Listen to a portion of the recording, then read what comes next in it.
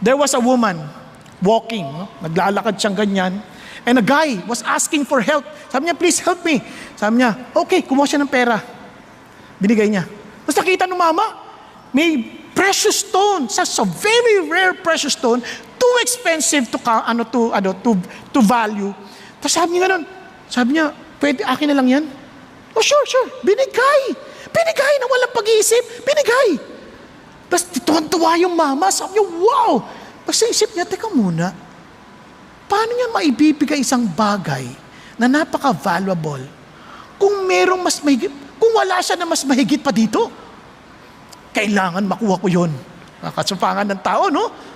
Pumunta siya sa babae. Sabi niya, Miss, sinasauli ko na to sa'yo. Bakit? Mas gusto ko yung nasa sayo. Na hindi kaya handa mo ibigay ang mahal na jewel stone na ito. Dahil alam ko meron pang mas mahal dyan.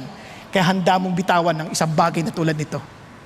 At sabi niya, kung meron man akong bagay, kung bakit handa ko ibigay ang lahat ng bagay, Christ is enough for me.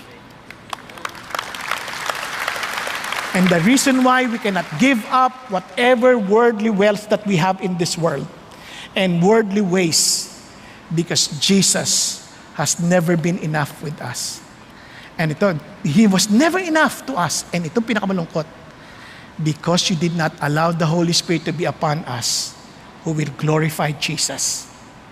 Nagkakaintindihan? Kaya hindi tayo masaya minsan sa Christian life.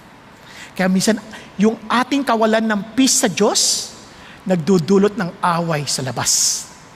Kaya kung ayos tayo sa Diyos, hindi tayo magka-cancel ng tao.